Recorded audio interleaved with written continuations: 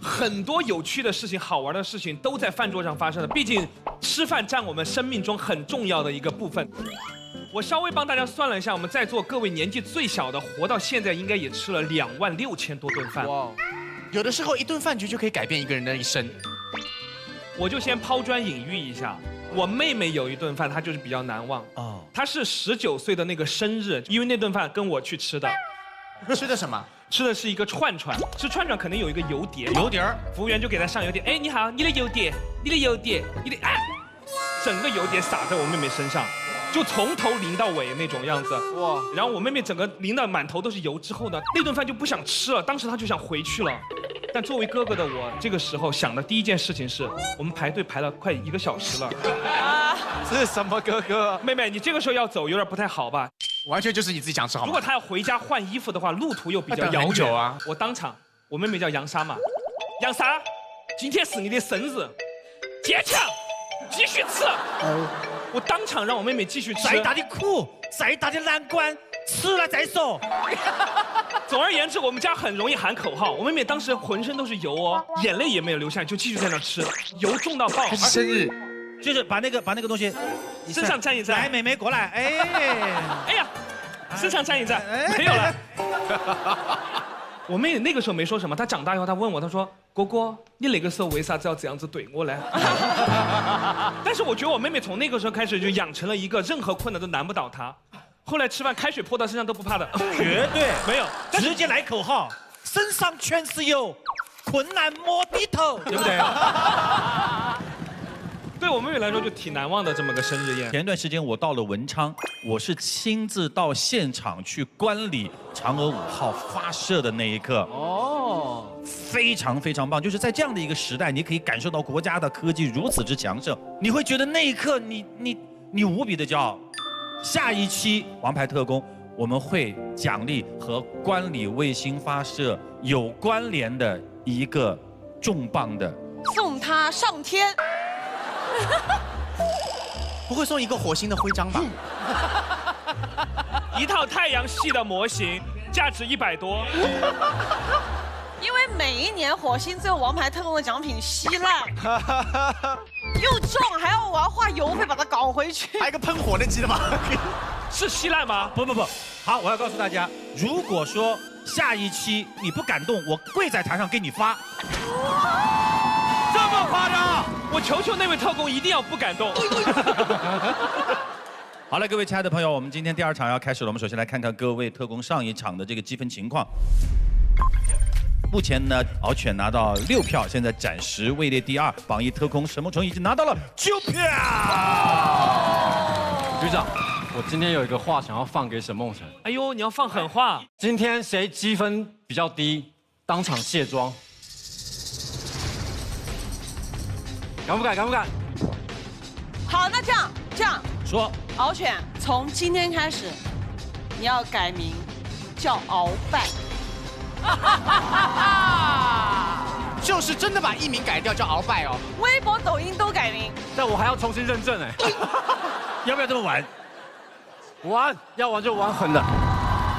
来就来，干起来啊！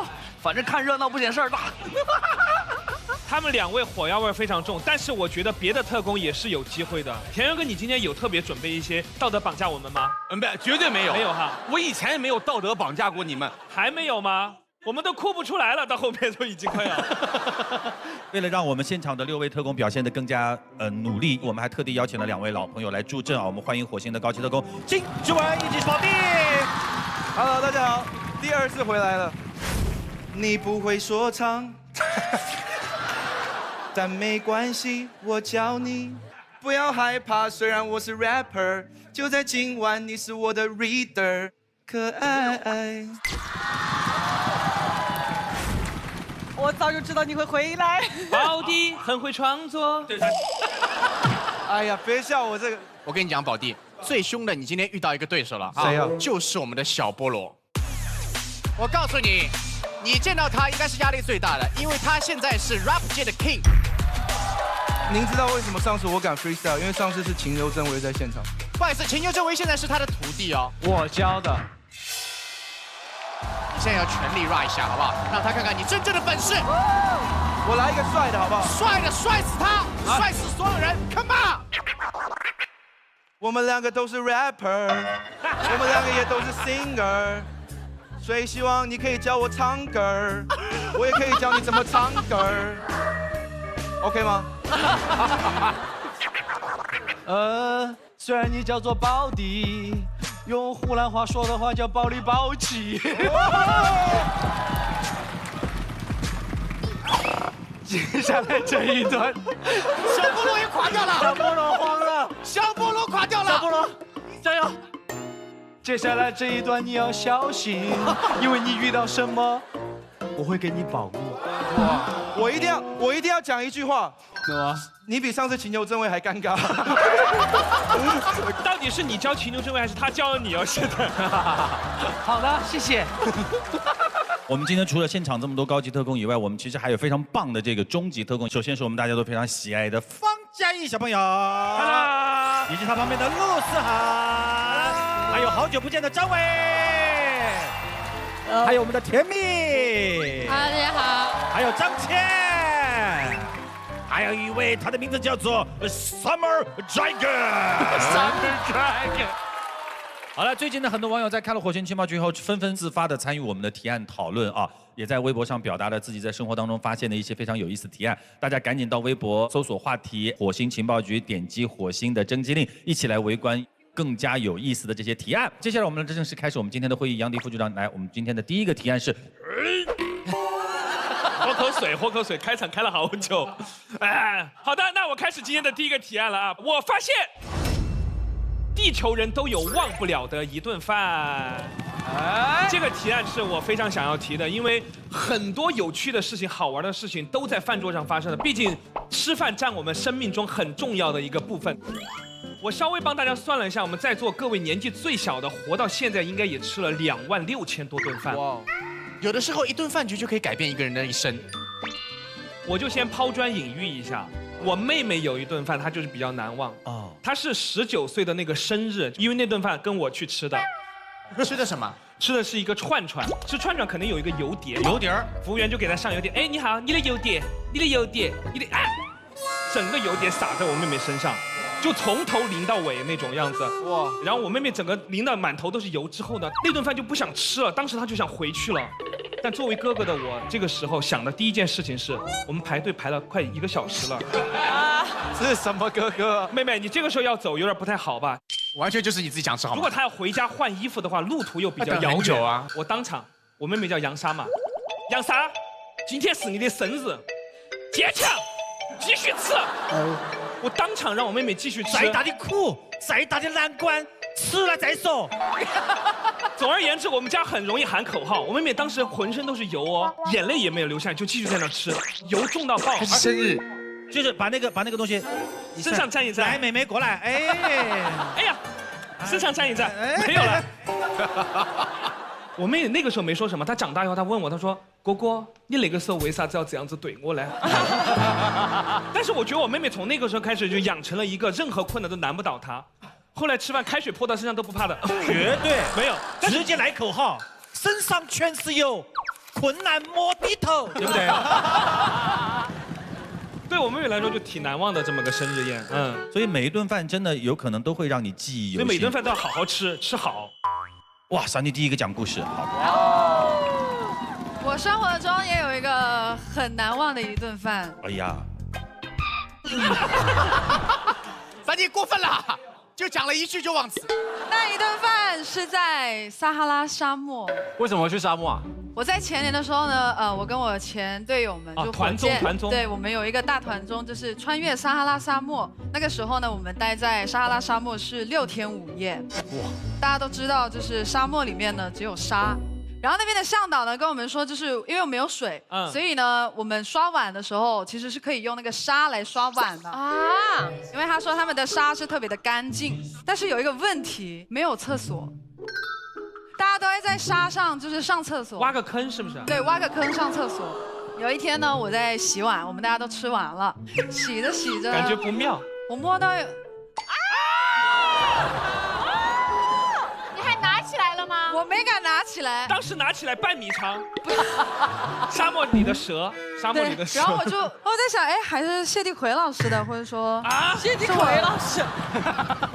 对，我们的导演，就从那天开始，我就不敢就在沙漠吃东西了。我就觉得再忍我也要忍这6天过去我再吃。他会有一些幻想嘛？对，每次吃饭的时候想到谢帝奎老师。为什么你想的是谢帝奎老师呢？感觉他肠胃最不好是吗？嗯。但你不可能不吃东西啊，你后来怎么办呢？然后呢，当时就是我们会有那个拜杜因人，他们做了一个饼，然后我就觉得，哎，那个饼感觉就能吃。我跟他们要了一大块，我就想说，如果今天吃完了之后，我可以一整天不吃东西，而且又不用晚吃。对，又不用晚吃，我们用手吃就可以了。对。当时我吃完了之后，我就问了一下那个向导，我就说，哎，这个饼是怎么做的？然后向导说，哦，他那个就是那个沙刨开，刨到里面，完了之后那个饼就是揉成一大片，然后就把那个饼放在里面烤，然后把那个沙这样盖上。哦，因为沙是巨热的，所以等于说我也还是一样吃到了。哎，等一下，他整个步骤跟你前面上厕所步骤也是一样的哈。对啊，就是挖个洞，先挖，然后然后再盖。You what? Oh my god！ 所以这是我最难忘的一顿饭。谢谢，我们以后都不去撒哈拉了。但是我还是要说，我觉得撒哈拉是一个很美的地方，而且离那个天空特别的近，就是我觉得人生中一定要去一次。带够吃的，对不对？对，带够吃的，那泡面啊什么的都多囤一点。对，我觉得有可能是碰到沙漠的小兔啊、小老鼠啊什么的。对，有可能是动物的，你老说人家谢帝奎老师。这期节目播出的时候，在这一刻，弹幕最多的是谢帝奎是谁？我有一顿特别难忘的饭，是来自于我爷爷奶奶的饭。哦。因为我小时候不是住在我爷爷奶奶家吗？然后我爷爷奶奶起居生活是非常非常规律的，他们每天傍晚6点半。那个时候他们准时上床睡觉，然后我就跟发小玩到也差不多6点多，没吃晚饭，然后我就赶回家，但是发现爷爷奶奶已经睡觉了。走进门，远远的看到桌上放着一碗米饭，留给你的。是的，然后而且上面整齐的摆放着一片一片我喜欢吃的广式辣味香肠。哦，条件还不错哦。心里真的是觉得很温馨，就是奶奶还是真的是很疼我的。然后我就用最快的速度，哗哗哗，很快就吃完了，很好吃，真的很好吃，就是奶奶的味道。吃的香肠，哎呀，奶奶的味道，变成恐怖故事了，在说什么？我的手呢？我的手呢？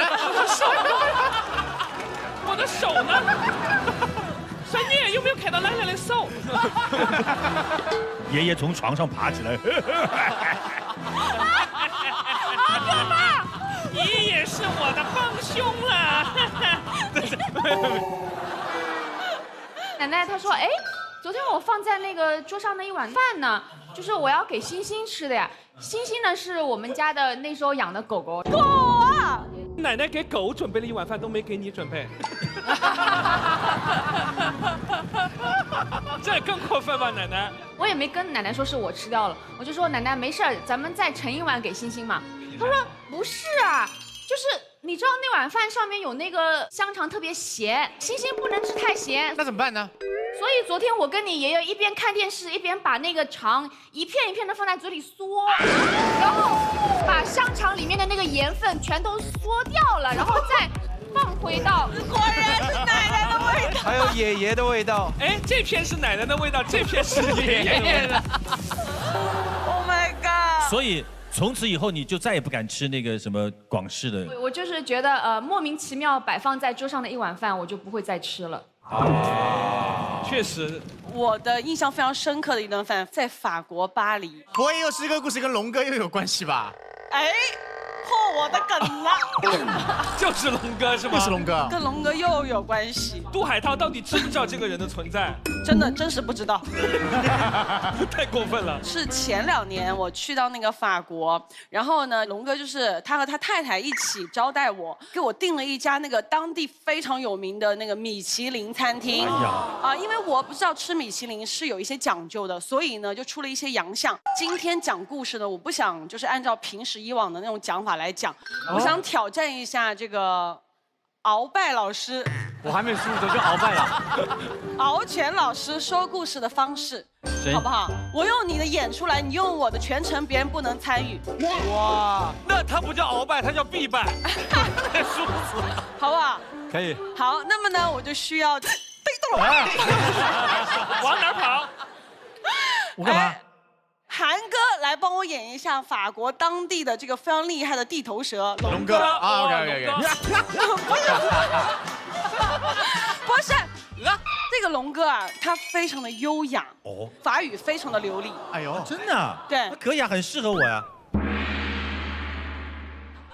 哎，这个时候呢，我是需要薛老师啊，怎样？要怎样？你要帮我演一下法国米其林餐厅里的服务员。好，懂了，好的。杨迪是那个法国米其林大厨，然后呢，我们就开始吃饭，因为米其林餐厅有很多的讲究，然后你就开始。我做的是风流草溜溜鱼片，醋溜腰子加排骨松花纹。法国，你有毛病啊！真的是。然后呢，你就要上菜，因为很讲究，一道菜先上甜点，然后再上主菜这样子。完了之后呢，就是中途有一道菜我不吃，然后法国米其林餐厅是有讲究的，如果你不吃这道菜的话，他就会上报给那个大厨、主厨。懂了。然后主厨就会来到现场，跟你解释，问你为什么不吃。对。来，好，你们俩现在入座了，好不好？来，3、2、1 ，Action！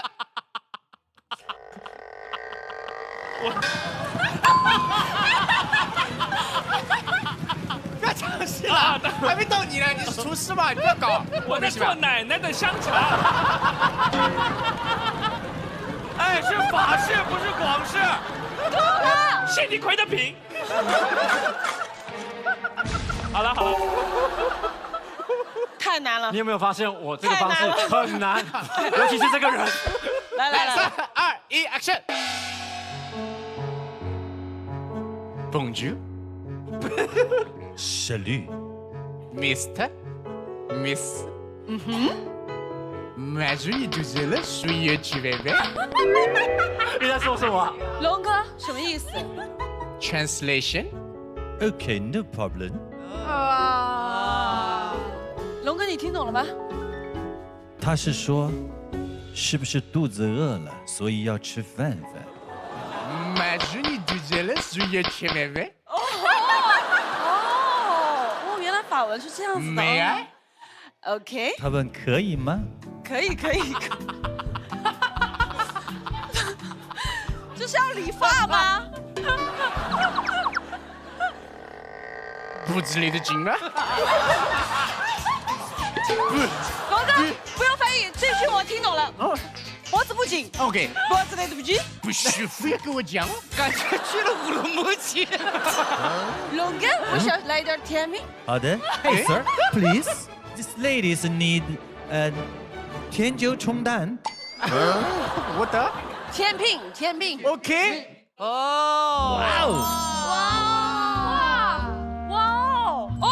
这些都是我做的，你们慢慢吃啊。OK。服务员。经典。Oh no, lady first. Oh, excuse me 啊，龙哥好有风度啊！服务员 ，Bonjour， 这个是什么？这个是什么？我也不是很清楚，但是有点化掉了。你要先告诉我这个是舒芙蕾。这个是舒芙蕾，很舒服的。你不舒服的话跟我讲啊。哦，龙哥，我跟你说啊，这道菜舒芙蕾，天哪！哎，在我们长沙用舒芙蕾说舒芙蕾。给我一句，好舒服，好舒服嘞，舒芙蕾。有毛病啊，吃嘞！不要浪费我时间。好的。下一道菜，这道菜我也不知道是什么嘞。这个不是菜吧？羊肉。哦，羊肉。龙哥，你继续吃。羊肉很可爱，但是我不吃。很可爱。下一道。下一道，内心戏我为什么没动？好，是不是对主厨不满意？天哪！姑娘，你怎么不吃羊肉呢？羊肉很好吃的。哎，我怎么还是有点新疆味了呢？你不吃，你想做事是有问题的。我要告诉我们的师傅。完了，师傅要来了。师傅，有一个姑娘不吃羊肉，不吃羊肉。什么？所以你去看看怎么样嘞？他是对我的厨艺不满意吗？我带你去。怎么了？这位姑娘不好吃吗？这个不好吃吗？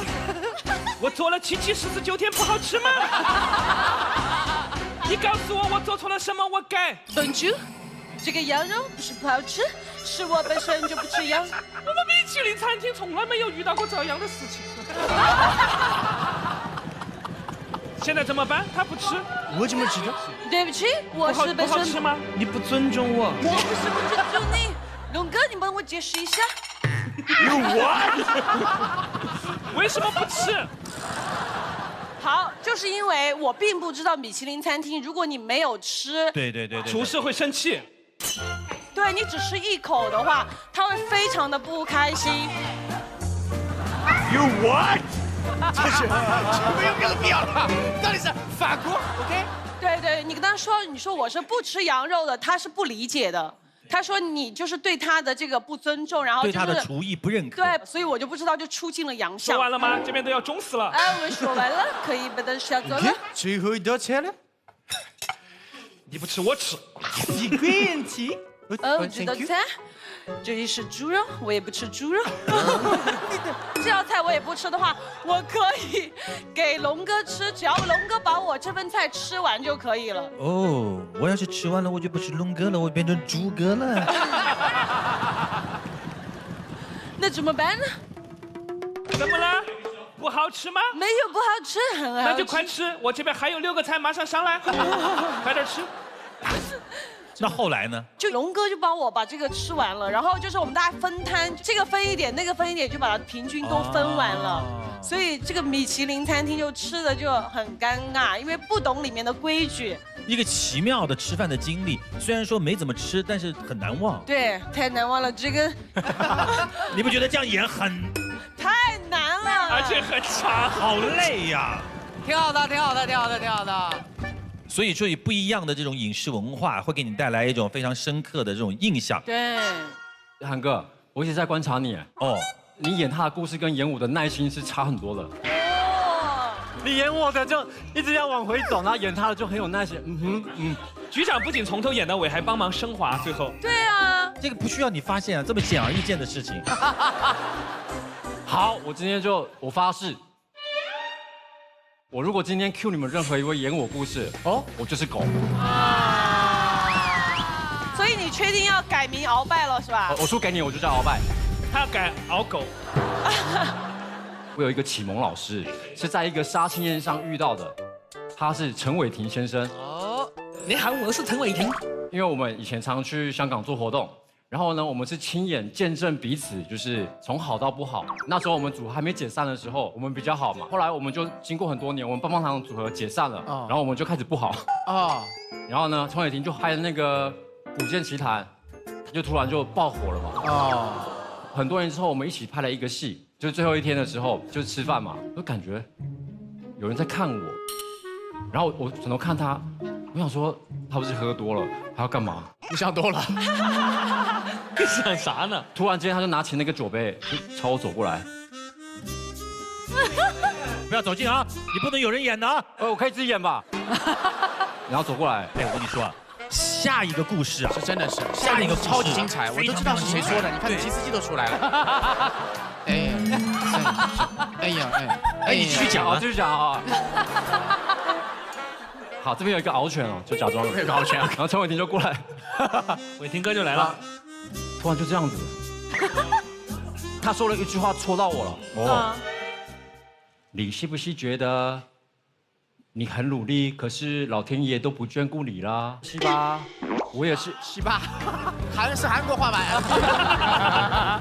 你不要这么丧啦，我之前比你还不好。 我之前1个月呢都2000块工资，哎呀，我还不是照样活啦。开导你，我说你到底怎么度过那段时间的？他就说我那一阵子啊，我看了好几百本书啦。哦，我说伟霆别闹了，我没有办法看几百本书了。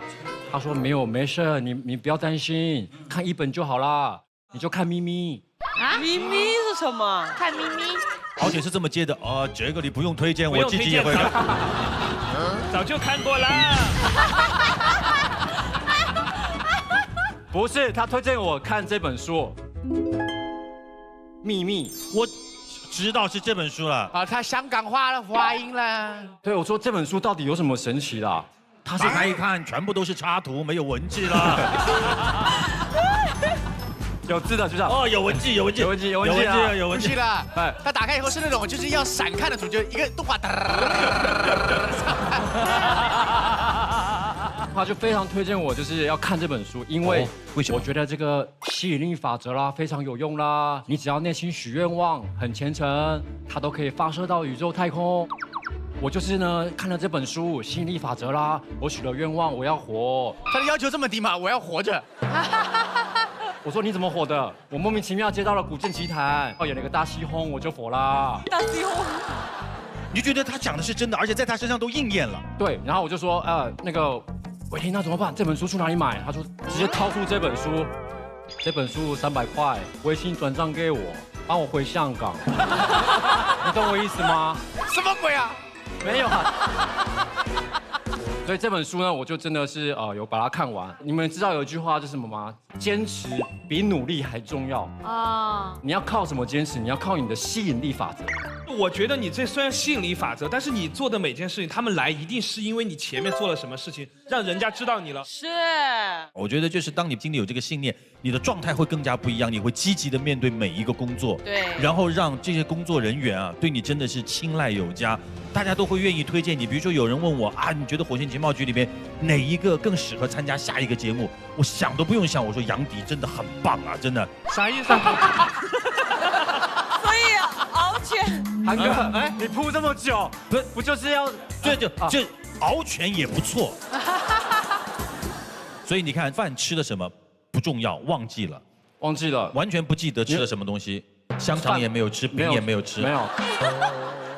这个东西真的是一顿饭有可能改变命运。感谢这顿饭，玉贵人。这个地方，吸引力法则。我有一个故事想跟大家分享，我曾经差点因为一顿饭得到经纪合约。小时候常常跟爸爸出去跟一些前辈吃饭嘛，那时候我记得我14岁，然后我们知道了待会有一个饭局，有一个我们大家的女神叫张柏芝。哦。所以其实去之前呢，我一定要精心打扮我自己，我戴一个帽子，然后戴一个墨镜。对这个，你别说，他这样打扮一下蛮帅的哦。对，然后他看到我的反应，我也很意外，他说。哇哦，这个小孩好帅呀！哇塞，也没必要这样啦。他就问说这个小孩是谁？然后当时我的爸爸就说哦，这个是小犬。然后我们就坐下来吃饭嘛。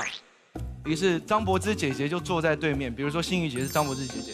那我知道我的左脸是比较好看的，所以我整晚吃饭是这样子吃。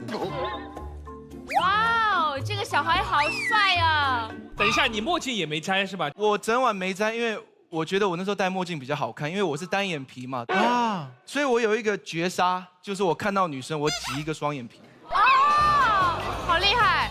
单眼皮。哦，双。哇！我还可以一单一双，有没有？哦，这个厉害哦！哇！杨迪3、2、1，单。换一只，杨迪换一只，只会这边。什么本事？然后柏芝姐姐就问说：“哎，弟弟平常喜欢做什么啊？”然后我说：“哦，我喜欢唱歌跳舞。”她说：“来，经纪人加微信，把它签下来。”哇，真的觉得你有潜力。对，那这个时候饭快吃完了，故事的转折来了。我把眼镜拿下来，我犯了一个致命的错误。我忘了挤双眼皮，很明显，对面的他脸蛮垮的，所以你差一个眼皮就可以签给他了。对，但是从那个时候我就知道我要开始精进我自己的才华，于是我就开始学创作。你不会当着他的面又来一段哦？你是我的女神？没有，那个时候还没有这么厉害，现在比较厉害了。这么厉害？你现在这个叫厉害啊！这个也算是我难忘的一段饭了。啊，还有没有？啊，哇，张伟，你有什么样说呢？说起最难忘的一顿饭，其实我也有，就是跟文哥一起吃的。哦，怎么了？年初的时候，正好文哥的工作室呢搬新址，他叫我的老婆一起去吃饭。我叫你老婆是因为那什么？因为我先认识的他老婆。我要解释一下。他老婆是我老家的，就是老乡，然后我认识的比他早，所以就找了他老婆。我的意思，你就不用再叫张伟，你们一起来就好了。吓的。不，你当时去了以后，文哥说：“哎，你怎么来了？”我没叫你啊。但是正好那个时候，我和老婆正好经历人生一个最大的转折，因为跟前经纪公司解约，解约的费用比较高昂。哇！那个时候我也被称为失信人名单。失信人名单？你咋了？什么高级飞铁全都做不了。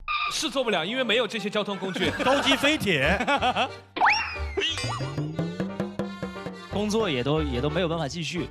酒过3巡之后吧，老婆也是喝酒上了点头，就开始低着头掉眼泪。哎呦，文哥问我怎么了？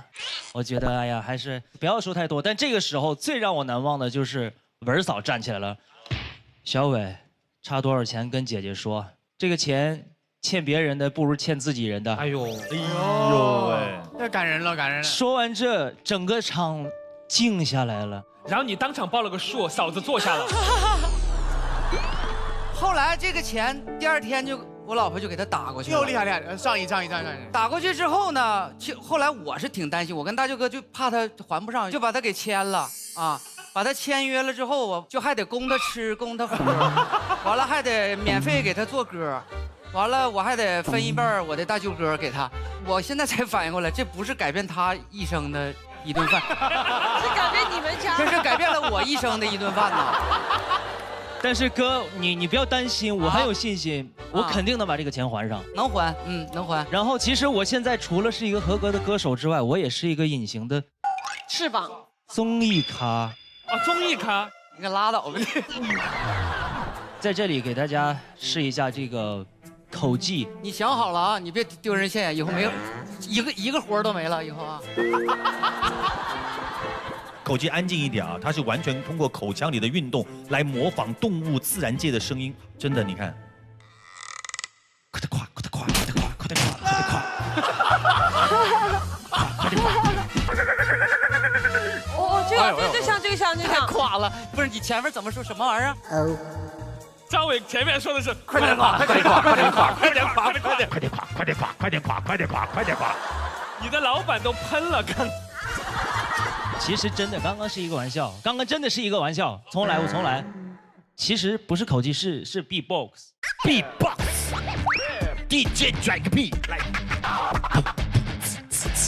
试音，这只是试音，肯定有很厉害的东西出来，好吧？大家期待一下。别扑了，各种不同的音乐跟声效结合在一起。好。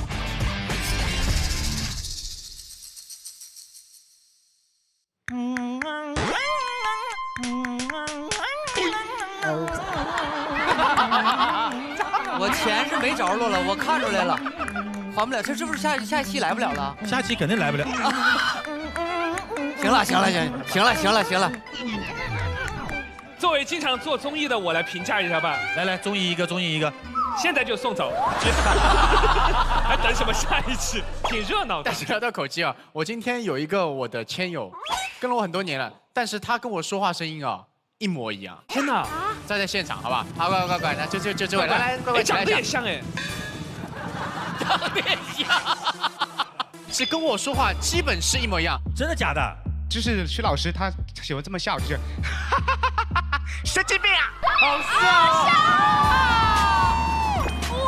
笑，像不像？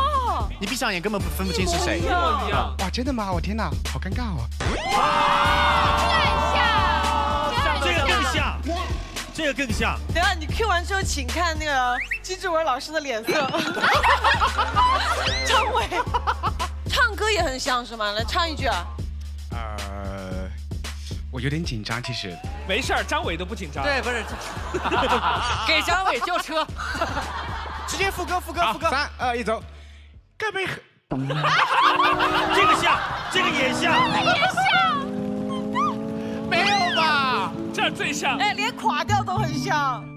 该配合你演出的，我演视而不见。有，太像再了。逼一个最爱你的人即兴表演。什么时候我们开始收起了底线？适应时代的改变，看那些拙劣的表演。可你曾经那么爱我，干嘛？天哪，你都没他像。我是觉得你都没他像，他比你还像你。我跟你说，你是这样，你抓紧时间把它签掉，要不然金志文会把它签掉的。上合约。经济方面有什么困难吗？文哥可以给你解决。哎，我们刚刚的提案是什么来着？人生当中非常难忘的一段 B-box 啊！快得快，跑得快，跑得快，跑得快，跑得快，跑得快。说到最印象深刻的一顿饭呢，其实我也有一顿。哦，以前我在国外留学的时候呢，我有一个寝室的室友，然后到圣诞节的时候呢，我们就很多同学大家一起聚会，一人准备2菜。哎呦，然后呢，我那个寝室的室友呢，他叫那个 Alex， 但是呢，他有个毛病，他吃饭呢喜欢吧嘴。哦呦，最讨厌了，最讨厌了。他还喜欢去翻菜，就这2个点。哦。但是我跟你讲，尴尬在哪里呢？就是因为一人准备2个菜，我就准备了个糖醋小排，那人呢大概10个左右，那我就准备了20块排骨，也就一人2块的意思。我还准备了一个那个拌沙拉，但拌沙拉是全白色的那种沙拉。然后所有人就坐下吃饭了嘛，大家吃饭了，他就一直吧嘴。这个我也不大喜欢的。那我们是用筷子的，外国的朋友呢给他们刀叉，他们吃不过我们，也没有我们快，他就。一共20块，马上就快没有了。就是我觉得，哎呀，这个吃相吧，我也不好，因为平时我跟他2个人在房间里吃就算了，我就不讲，无所谓。就我觉得这个吃相就有点难看了。嗯。更尴尬是什么呢？他那个筷子煎糖醋小排是黑色的，他又往那个沙拉里白色拌，哇，一拌成淡灰色，你懂不懂？他还喜欢去挑。然后有个东北大哥，他就受不了了，你干啥了？你吃饭吃相咋怎样呢？我那个朋友就不爽了，2个人就要干起来，知道吧？啊。挑不死你，我告诉你啊，我这个同学啊，练得一身横的筋骨，就跟李小龙那个肌肉一样，很壮很壮。平时他喜欢在房里就是哇啦，就大概这种感觉的人，像李小龙。然后那东北大哥就把他拖下去了。但是在我们那个学校里，如果你在斗殴的话，你被抓到遣送回国。哦，留学生不能这样。他们俩在楼下打的时候，我们俩就一直在看，一直在看。但是2个人一直在推，但是没有人动手。就那种，那东北大哥也特别有意思，就你咋的了你啊？你咋就一直推宋小宝是吧？损色。然后你知道上来是怎么样？我那个朋友一直在哭，就2个人上来了，打完以后就一直憋。我说你们咋的了？他说他一直劝我。我妈妈把我送出来也不容易，回去很丢人。我要在这里读书，我回去再跟他打。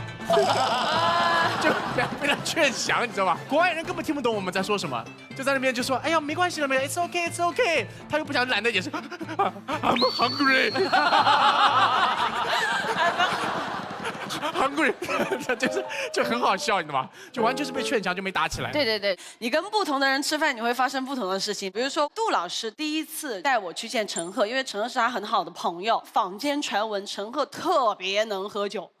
然后我说好，没事。其实我的酒量是不好的，但是呢，就为了撑场面，对，不让这个局垮掉，不让杜老师没面子，我必须要把它撑住。然后就开始1杯、2杯、3杯这样。然后第5杯的时候，那个劲儿突然就上来了，上头了。然后到了晚上12点多了，他们要走了，我到了那个酒店大堂，不行了，然后就瘫倒在那个酒店大堂那儿，整个人又很难受，然后就只听见陈赫在旁边说对不起对不起对不起，我不知道你这么不能喝酒，对不起对不起对不起。然后所有的那个大堂的服务员啊、经理都过来围观，完了杜老师就站在旁边。那个时候你们那个时候还没有公开，所以就很尴尬。海涛管你了吗？他没把你。他不公开，他也不敢扶他，他就只能任旁边的人一脚一脚的踢，因为他在那个行李车上，一脚的踢过去的，一脚一脚。大概缓了半个多小时，稍微再就匍匐自己挪一点，缓半个小时。好惨，匍匐可以。我真的是匍匐回去了，我大堂围了一圈人这样看着他。然后到了早上醒来之后，哇，跟电视剧里演的一模一样。我一睁开眼的那一刹那，这是哪里？海涛刷着牙，你醒了。没有哈，没有。然后打开被子一看，哦，衣服裤子全在，连袜子都没有，连包都背着，那也太完整了吧！完全失败，发好大的脾气，怎么还在？我专门把我喝成这样子，干嘛呀？你是希望在还不在啊？当然是在。之后我就再也不敢见陈赫了，因为那次真的很弄伤了。你那个饭局是对陈赫害怕还是对海涛失望？说实话，两个都有。一定要从中吸取经验教训啊！对，如果不能和别人硬撑，别就为了这个面儿，更没面子。最后，接下来这个故事，我觉得也是我这一生当中很难忘的一顿饭哦。因为那个时候我还在 pub 里唱歌，自己的事业不是很好，就感觉一无所有嘛。但是我身边只有一个人，就是我现在的老婆王思然。直到有一天，我那天30岁生日，王思然就告诉我，他说：“哎，我要不要带你去我家里吃一顿饭？带你见父母？对，很重大的一件事。”我就说：“好啊，好啊，好啊，好啊。”然后我就买了很多东西嘛，拎着东西我就去到了。这么可爱。当我推开门的那一刹那，就看到了就一大桌子的饭菜，是他爸爸亲自做的。然后他妈什么话都没说，他说：“孩子坐。”这不说话了吗？还这叫？但是我是说没有说多余的话，没有多余的话。在桌子上，我觉得应该跟父母澄清一下自己到底现在是什么样的处境，好让他们放心。我说叔叔阿姨，可能我现在没有那么好的条件。我没有房子，没有车，我的工作也不稳定，但我一定会努力的。然后然然，我老婆当时就把话接过去了，她说：“你没有房子，我有啊。”哇，好暖哦！你没有房子，我有；你没有车子，我有；你没有妻子，我是；你没有孩子，我生。哇！你没有票子，我们一起赚。来了一段说唱是吧？当场。然后他妈妈也在旁边默许点了头，我眼泪一瞬间就唰的一下就下来了。然后他妈跟我说：“她说孩子你别哭，你什么都不用担心。来到这儿，我女儿喜欢的，就是我们喜欢的。”哎呀，温暖。然后那顿饭，我记得最清楚的一道菜就是泡椒鸡杂。哦，重庆人，对对对。自从那天吃了泡椒鸡杂之后，我在外面吃饭。就是我几乎不敢点这个菜，就会看到，就是想到那一天的某些场景，一吃就会流泪啊。对，除非一些就是重大的节日，比如说过年啊，或者我跟然然的一些纪念日，我们才会点上这道菜。泡椒凤爪，泡椒鸡杂，对对对，让彼此记清楚我们当时在他家里的那个场景，我觉得是非常重要的一道菜吧。对，然后从那天那顿饭之后。我也告诉了我自己，我一定要给我眼前这个女生最好的生活。对，不过盖哥，给老婆最好的生活以外，千万一定要给你的孩子最健康的成长。请一定要给佑佑准备海普诺凯1897高端婴幼儿奶粉，荷兰原罐进口，全面营养，好吸收，地球宝宝都爱喝哦。其实你发现没有，我们好像刚才都很少讲。跟爸爸妈妈一起，因为感觉是跟家里人吃饭习以为常的事情，但是往往习以为常的事情，我们不会把它放在心里。但是等有一天，就是回想起来，你会觉得跟他们在一起吃饭那种感觉，才是真正意义上让你难忘的。所以到了年底，聚餐越来越多，我建议大家能够回到这个温暖的一顿饭的本质，把这个机会。多留给自己的家人，好不好？好了，我们第一阶段的提案已经结束了，相信大家彼此的表现的有一个初步的判断，对待会儿大家去投票有了一点点的这样的一个基础。马上进入我们今天的第二个提案，来，薛之谦，第二个提案。好的，今天第二个提案是我发现年末狂欢时最容易引发尴尬。其实跨年的时候就很容易引发很多尴尬，而且活动又多。对，是每到年底的时候就会这样子，好吧？大家来发言一下，说大家每次到年底年末的时候发生尴尬的事情有些什么？你会不会说的太短啊？就是这样，可以吗？哎呀，反正就是年末狂欢，可能有各种各样，有吃的，有聚会的，有玩的。中国的小朋友其实真正意义上的节日那种狂欢节，春节就是春节过年对，那个时候跨年的概念都没有的。然后小时候看那个外国的电影，他们不是有圣诞节啊什么的嘛，他们就互相打那种枕头仗，我们就觉得哎，好羡慕他们玩枕头仗。我们所以你们就说我们反正也没有枕头，我们打石头仗吧，然后就抡着石头，对，砖头仗。 10个小朋友出去玩，回来只回来2个，没有。我们就是四川人打那种沙包，小小的你扔过来我扔过去的那种，还是可以的。然后我们就在那个我们单元里面。 扔来扔去的，但是我们单元外面就是一条马路。我们当时扔的时候，突然那个沙包就扔到马路中间去了。有一个小伙伴叫小伟啊，他就去捡，他这边一捡沙包，这边来个车，你知道？哎呀，就急刹车了，刹住了。那个司机还好眼明手快，一下刹住了。那小伟捡完沙包之后，看了一眼那个车，就开始往回走。那个司机就把车窗摇下来，就说：“小朋友，小朋友，特别和蔼可亲一个叔叔，也没有发脾气哦。小朋友，小朋友。” 你过来一下，那个叔叔问个路。小伟就走过去，怎么了，叔叔？刚走到面前，那个叔叔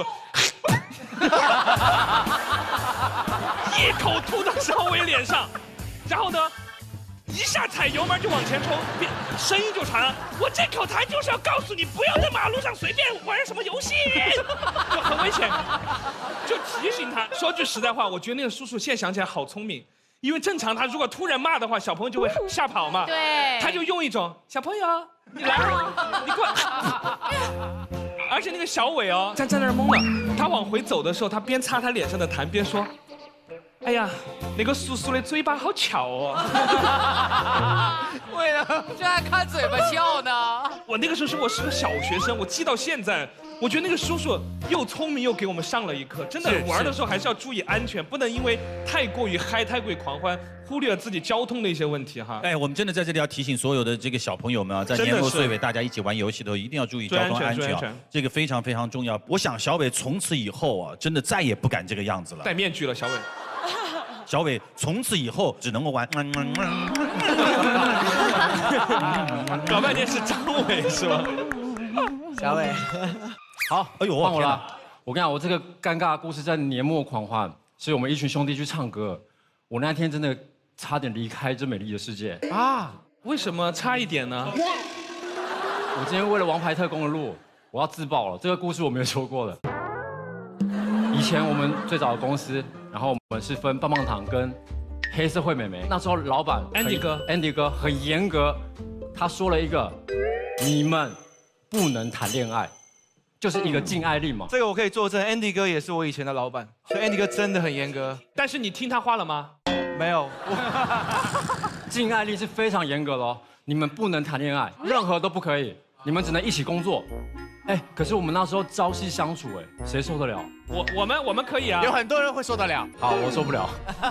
所以你当时我真的不小心踩了一条线，是谁？谁呀？谁？等一下，等一下，等一下。 你踩了一条线，你是指棒棒糖团队里面，还是那个黑社会美眉团队？他还是很听老板的话的，让他不准搞男女关系，他就没有搞男女关系。懂了，懂了，我就是喜欢了一个妹妹，鬼鬼，不是鬼鬼，瑶瑶，丫头，瑶瑶，不是丫头，大牙，不是大牙，一会儿就排除出来了，下一个。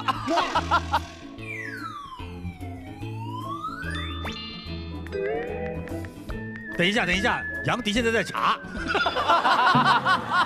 我看看都有谁？还有谁？你要用3句法是吧？哇，好多人啊！人还蛮多。他们有9个人。张子婷、黄静怡，看他表情。哎，表情有变化了。来，你一个个念名字。黄静怡、詹子晴、张子婷。这些人猜不到，他们是绝对想不到这个人的。反正我就是踩了那个禁爱令的那条线了，然后只有我自己知道，没有任何人知道。哎，等一下，只有你自己知道，连对方都不知道。那安迪哥怎么知道的？为什么安迪哥知道了？因为他和安迪哥踩到同一条线了。开玩笑啦！没有，没有，不要扭曲事实。然后那天就是我们一群兄弟在唱歌，唱得正开心的时候，老板打来了。哦，壮雪，你在哪？你到底有没有跟那个谁怎么样？哇，3个字的。谁3个字。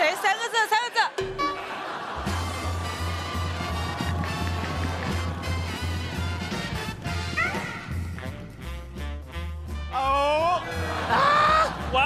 乔、周怡佩，他们名字怎么那么难记？他们不是有你念的都是本本名，他们是那时候是带那个绰号艺名，对。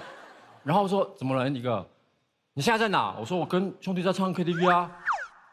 哪一间？我说什么什么什么，然后他说我10分钟到，然后就挂电话。啊，这么凶啊！然后呢，我就很紧张，我马上冲去包厢外面，然后打电话给那个女主，我就说你有没有跟 Andy 哥说，还是你有跟任何一个妹妹说这个事情传出去了？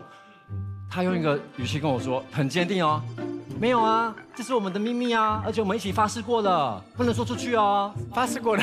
对，当时安迪哥的刀已经架在他这儿了，是不是？没有啊，安迪哥也没在旁边。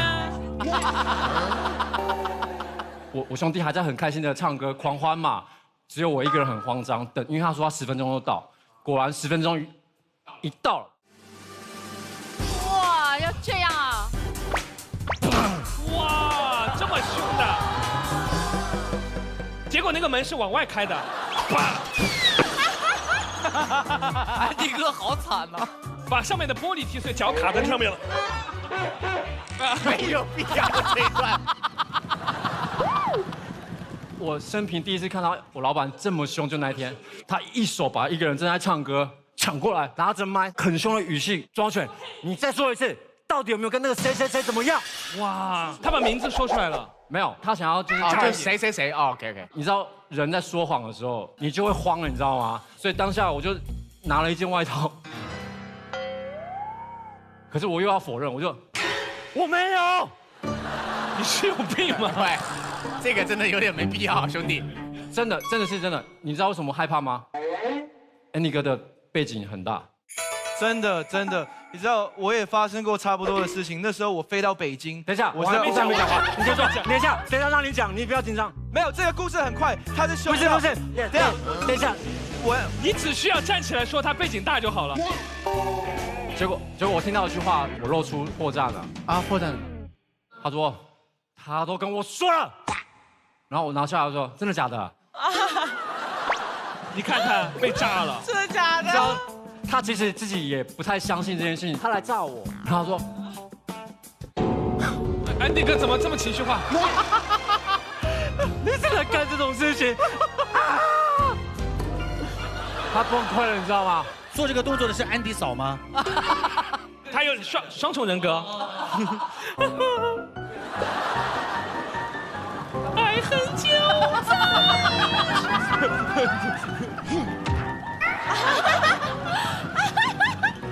然后他还是持续崩溃的，我要封杀你啊！我再也不让你上棒棒糖节目。其实你是班长。然后我还呛他说，没有这个节目没有我，你录不下去了。哇！Andy哥真的大崩溃，听到我呛他，所以我当下我是觉得没有看过老板这样子。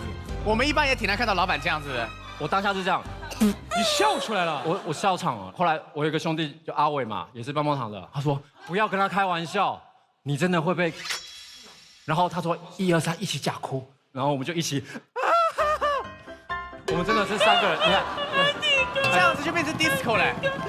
安迪哥呀，安迪哥，安迪哥呀，安迪哥。因为这个假哭，我没有被。他还是被你们打动了，是不是？对，他是一个这么容易被打动的人。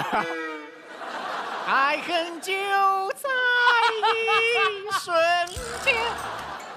我可以爱你，也可以恨你。而且他也封杀不了我，我真的1集棒棒糖没落下。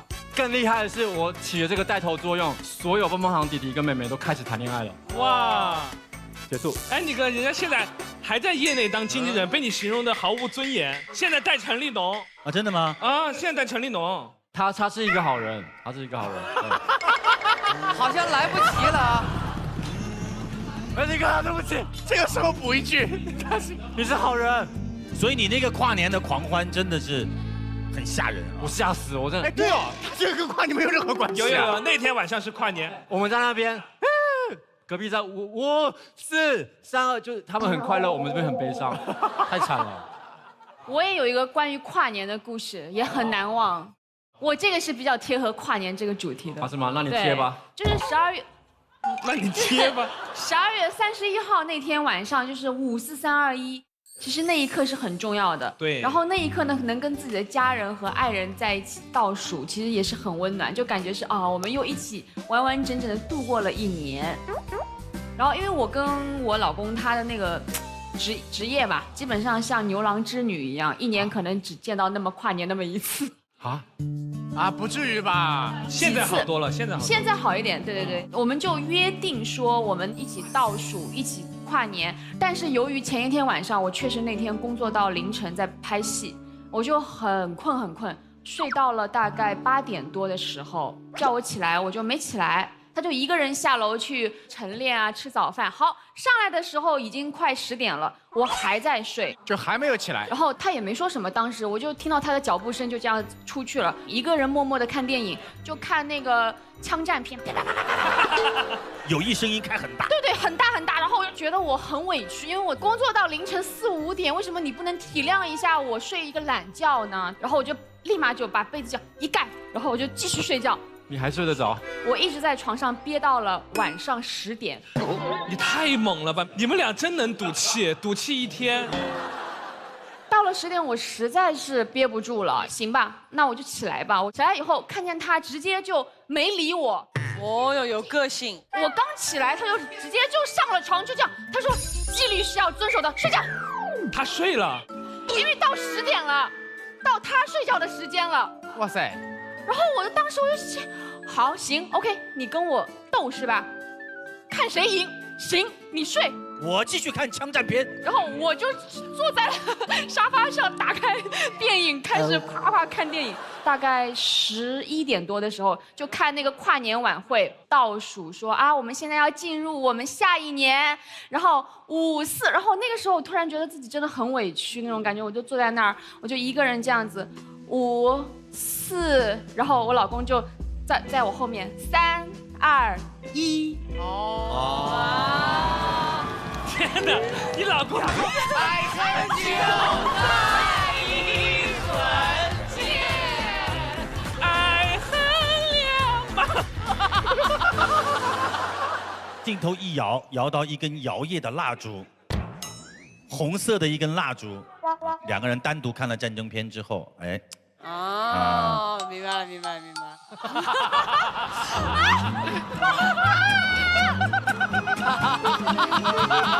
局长。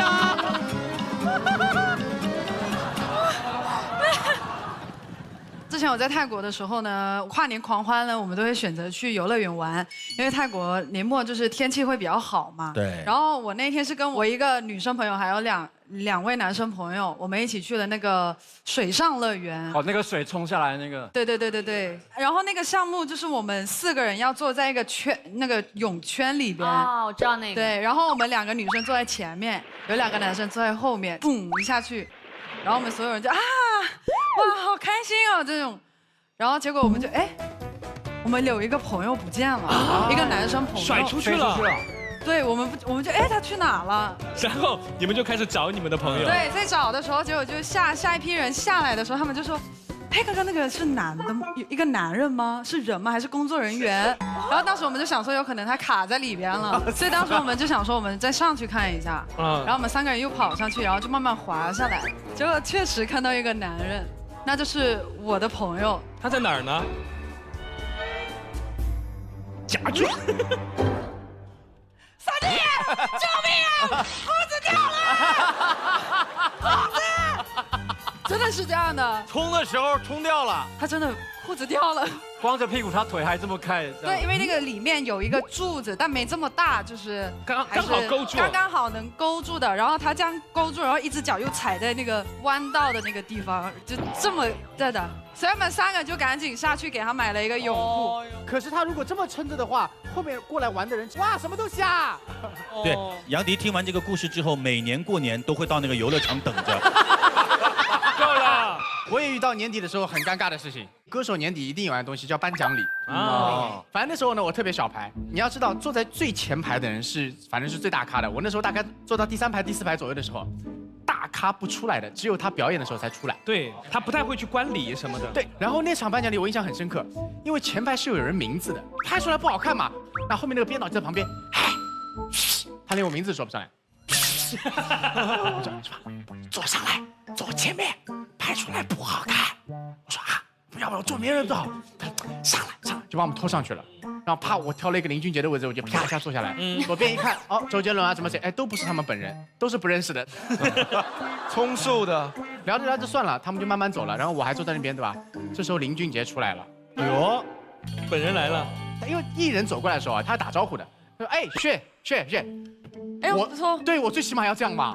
我不敢，因为我的背后的位置是他的名字，一贴，贴死。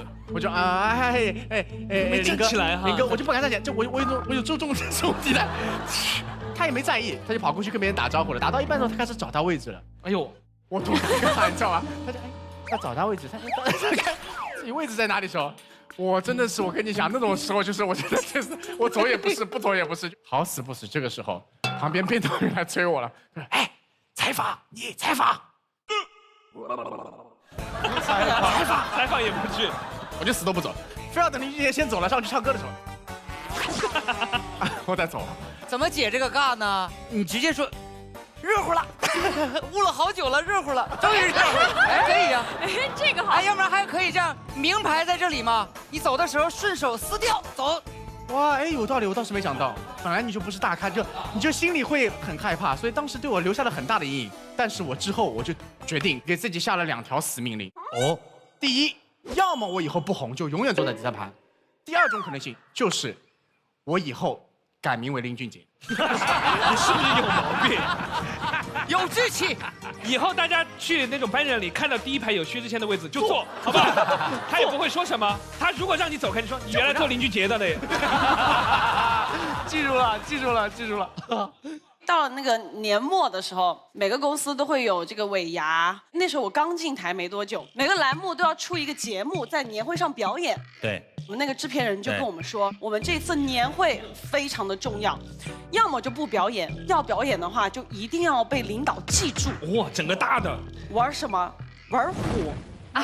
哎呦，喷火那种是不是？哦，因为非常的有气势，他拿一个铁的签子，然后上面有一个那个棉花，点燃之后啊，就吞掉。你说你表演啊？你怎么可能会这个？那个看上去视觉非常的有效，非常吓人，但其实不危险。你放进去它就没有空气了，它就自然就灭掉了。当时我们有5个女孩，然后我们就操练了几次，还不错。好，到了正式演出的时候了，我们就上去。第一个女生就说：“那2021年所有的不开心的事要不要灭掉？”然后所有人要。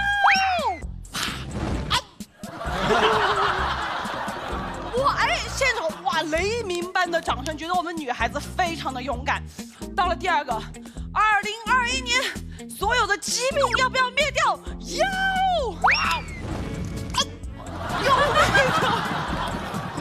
第3个，2021年所有的霉运要不要灭掉？要。啪一点，为什么？这谁啊？这是你吗？我有。卡住，那个人是我。然后呢，那个火把不知道怎么了，它就炸大了，非常大，那个火就吞不下去了。那怎么办？然后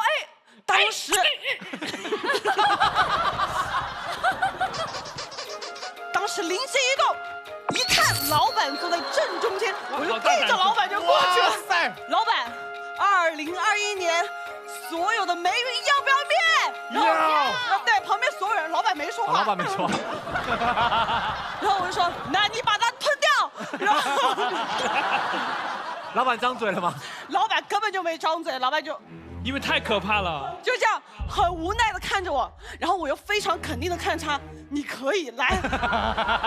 这个火就在我们俩之间很尴尬，你知道吗？然后就这样，我说你来可以，因为它是那个煤油，对不对？然后又一直放那儿，然后这个火就开始往下滴，然后滴，老板烫了，然后又滴到老板的衣服上，老板呐，着了。对，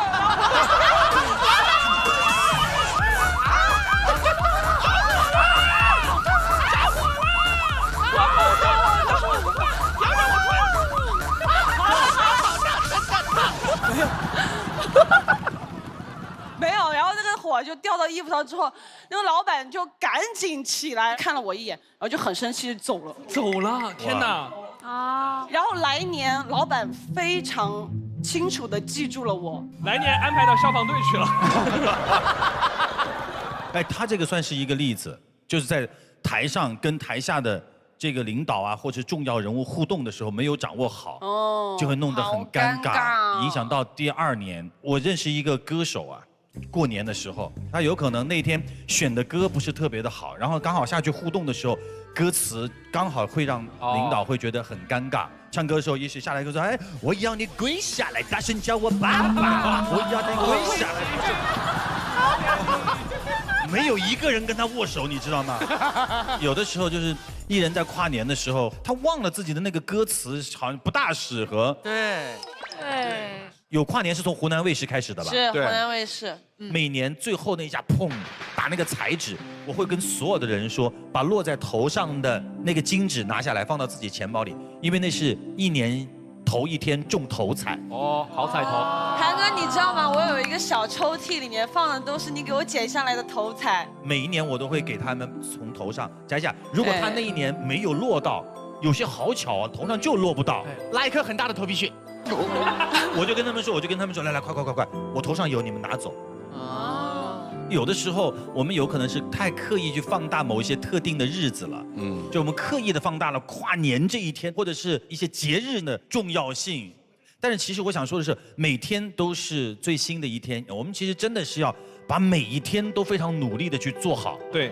刚刚大家分享了非常多关于年末狂欢的故事，因为今年的跨年马上就要到了，我建议我们的火星人要准备一份特别的礼物，一份非常诚意满满的2021年的一个火星日历。那这样我们每位特工来负责1个月，然后根据自己负责的月份送出自己的祝福。来，我发现。现在是2021年的1月，希望每一位朋友在1年的开始就能够创造出真正属于你的代表作。我发现，现在是2021年2月，马上要过年了，希望亲戚朋友们的各种聚会上都没有你热不起来的场子。我发现，现在是2021年3月，希望所有开工和开学的朋友们都可以快速的融入新集体。我发现，现在是2021年的4月，各位幼稚鬼们，愚人节的玩笑可千万不能开过火哟。同时，也要提前祝韩哥和何老师生日快乐。我发现。现在是2021年的5月，母亲节就快到了。虽然妈妈们经常会有神操作，但她永远是最爱你的人。祝妈妈身体健康，万事如意。我发现，现在是2021年6月，祝所有小朋友们健康成长，好好吃饭。实在长不高也别气馁，跟叔叔一样成为创意鬼才吧。嘿，我发现。现在是2021年7月，夏天来了，女生都穿得好辣哦！祝每个女生都找到自己的穿衣风格。当然，7月也是可爱的薛之谦的生日哦，祝他生日快乐！我发现，现在是2021年8月，牛郎织女终于见面了。真是每一个喜欢你的人，不管他做多少奇奇怪怪的事情，那都是因为爱你哦。我发现，现在是2021年9月，开学啦！祝大家的校园生活丰富多彩，早日成为风云人物。嘿，我发现，现在是2021年10月，祝伟大的祖国母亲生日快乐！也希望大家黄金周出游都能拥有完美的旅伴。Peace out！ 我发现，现在是2021年11月，购物节来了，祝所有最爱买的男孩女孩，各种满减和津贴都能算得清清楚楚、明明白白，智商永远不是谜。我发现，现在是2021年12月，祝大家在年末狂欢的时候玩得尽兴，玩得开心，远离尴尬，收获幸福。各位亲爱的朋友，火星的新年祝福已经送到了，我们从大家的分享当中也能够感受得出来，为跨年的狂欢，我们真的是想尽了一切办法。但是我们要建议大家，跨年狂欢之前呢，不妨回头看一看自己在这一年的得失，也为来年自己的努力定好方向，加满油。本场会议的提案部分都已经圆满结束了啊！火星情报局第5季的王牌特工积分赛第2次投票即将开始。梦辰，你还想玩下去吗？玩。你们有赌注啊！你是卸妆，你是改名字，鳌拜。对。而且你还得打扮成他那样子。对。徐锦江老师。对。梦辰是当众卸妆，当场卸。梦辰一半那种，就会对比的。哇，好毒啊你！梦辰，你从这两边这样，正好奥利奥。好了，为了公平起见，我是第一个人去投，好不好？好 ，OK。哎，你们2个要愿赌服输哦。鳌拜。沈梦辰和敖犬。梦辰。沈梦辰。敖犬。好，票数都已经统计完毕了，我们来看一下。这一场6位都有票数。哇哦！哎，获得2票的是盖和田园，每人进账2票。进账。上次我俩就一样。对。获得3票的是 Sunny， 获得4票的是张馨予。不错。接下来，就是沈梦辰和敖犬本期各自的票数。各位，一个人现场卸妆可以吓大家一次，一个人改名字可以恶心大家一辈子。首先，请2位站到中间来。本来没那么紧张了，被搞得好紧张。我们今天现场的票数一共有22票。刚才已经算出来的话是11票，还剩11票，所以说他们2个不可能打平。对，所以要么6比5，要么就是6比5，要么就是5比6，5是一样的。6比5，5比6，也有可能是4比7呢。好，各位亲爱的观众朋友，我们接下来来公布票数 ，Ladies and gentlemen。到底是敖犬的票数更高，还是沈梦辰的票数更高呢？接下来，局长会把票数更高的这一位举起他的手来，3、2、1。哎呀，这咋好调皮呀？你好调皮。我觉得他们2个的手都很凉，你知道吗？好多手汗，而且我也忘记票数了。好，这次先问一下局长，还记得票数吗？确定了哈。好的，局长将会举起得票数更高的这位高级特工，他会是沈梦辰，还是敖犬呢？倒数50。40分，太多了，神经病！啊，下边到点来，准备，3、2、1，他就是局长，你可以举了，这个特工就是。喂，玩够了没？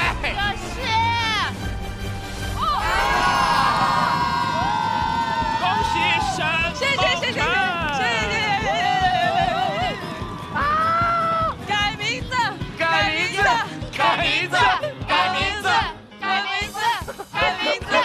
我不要。鳌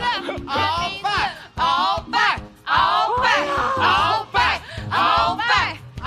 接下来有请2位工作人员，开幕剧工作处工作人员刘丽萍、刘芳。好，我们来看一下，沈梦辰获得的是7票。哇！敖犬获得的是4票。哎呀！目前的总票数，沈梦辰16票。厉害！敖犬10票，张馨予7票，桑尼5票，田园和盖各3票。当然，最后一场我们会改变规则，又改。对，我们最后一场2票可以投给同一个人。所以下一场表现的好不好非常重要，可以得到非常多的票。好了，各位亲爱的朋友，最后我们再次感谢百年贵族喝的奶粉，地球宝宝都爱喝的海普诺凯1897对本节目的独家冠名。我宣布，火星情报局的第11次会议圆满结束。